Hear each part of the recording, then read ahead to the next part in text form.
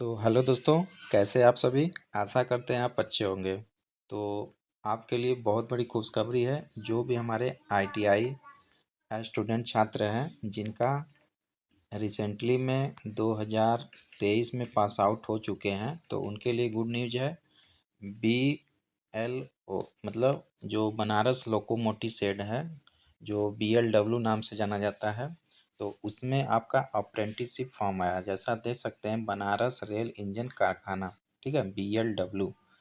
तो इसमें total post की बात करें तो 374 पोस्ट हैं, जिसमें 300 पोस्ट ITI पास स्टूडेंट के लिए है और 74 पोस्ट जो है नॉन ITI के लिए है, यानी टेन टेन पे वो भर सकते हैं। ठीक है, तो चलिए फिर नोटिफिकेशन देख सकते हैं, देख लेते हैं।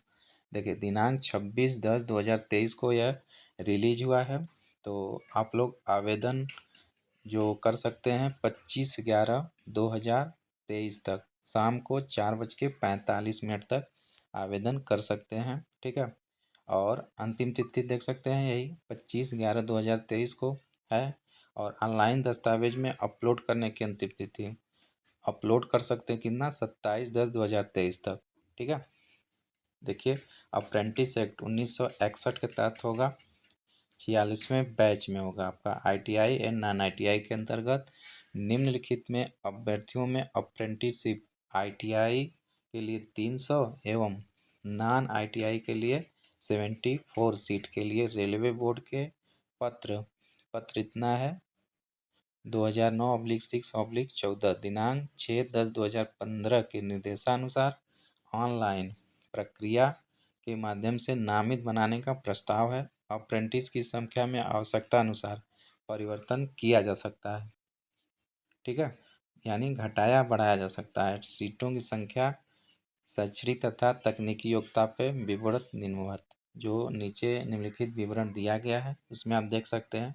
देखिए, फीटर के लिए SC के लिए 16 सीट है, ST के लिए 8 सीट है, OBC के लिए 29 है, EWS के लिए 11 है और UR के लिए 43 सीट है।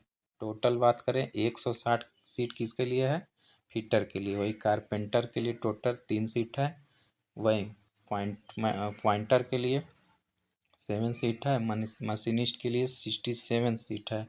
वही बात करें वेल्डर के लिए 45 सीट है, इलेक्ट्रीशियन के लिए 71 सीट है। तो इलेक्ट्रीशियन और फिटर मेन कॉमन होता है, जिसमें इलेक्ट्रीशियन का 71 दिया है। ठीक है, वही बात करें टोटल आपका, तो टोटल यहाँ पे 300 पोस्ट है। ठीक है, और नॉन ITI में आप देख सकते हैं, नॉन ITI सीटों की संख्या इसमें देख सकते हैं 74 है। ठीक है, और आगे देख लेते हैं। देखिए, जो दिवंगत हैं वो कोटे के अंदर का 3% उनका सीट रहेगा। ठीक है, ITI में 9 और नॉन ITI में 2 सीट आरक्षित होगा हैंडीकैप के लिए। ठीक है, और आप लोग सेवानिवृत्त, वही इसमें देखिए दोस्तों क्या होता है कि एज कैटेगरिया जो होता है, मिनिमम 15 ईयर होना चाहिए और मैक्सिमम 24 ईयर होना चाहिए। अब OBC हैं तो 3 साल का छूट होगा, SC ST हैं तो 5 साल का छूट होगा, 24 प्लस जोड़ लीजिएगा आप। ठीक है, और आगे देख सकते हैं, आपका ये सब बनाना अनिवार्य होगा। ठीक है, आरक्षण के हिसाब से। और आगे है आपका शैक्षणिक एवं तकनीकी योग्यता। नॉन ITI के लिए मैट्रिकुलेशन और 10+2 परीक्षा प्रणाली में हाई स्कूल का समकक्ष में 50% या उससे अधिक अंकों के साथ उत्तीर्ण होना अनिवार्य है।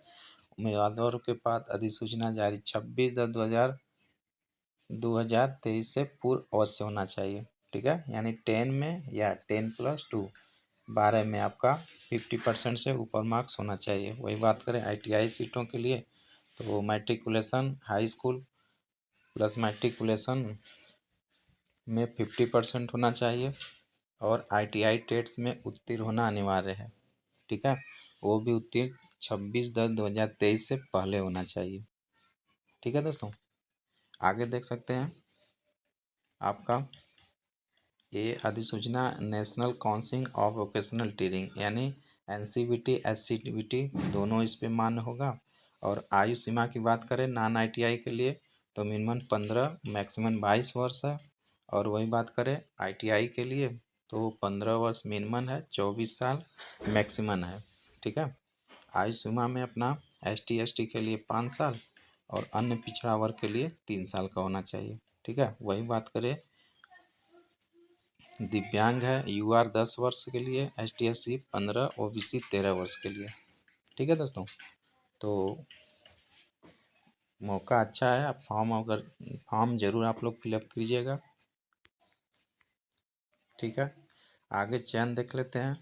चयन अभिक्रिया है उपयुक्त विधियों में नामित हेतु अभ्यर्थियों को मैट्रिकुलेशन परीक्षा में प्राप्त अंकों का प्रतिशत के आधार पर न्यूनतम 50% होगा। वही बात करें ITI में तो ITI में भी आपका 50% होना चाहिए। 50% का आधा लेता है। तो मिला जुला के देखा जाए तो जितना आप हाई स्कूल में पाए हैं, हाई स्कूल में मान लीजिए आप 80% पाए हैं तो इसका 50% रहेगा, यानी 80 का 40 हो जाएगा 50%। और ITI में जो आप पाए हैं उसका 50%। अगर ITI में 90% पाए हैं तो उसका 50% हो जाएगा 45। तो काउंट कर लीजिएगा 85 हो गया। तो 85% आपका हो जाएगा टोटल परसेंटाइल। तो 85 पे आपको मेरिट में बनाएगा। अगर आप मेरिट में आ जाएंगे तो आपको बुला लेगा।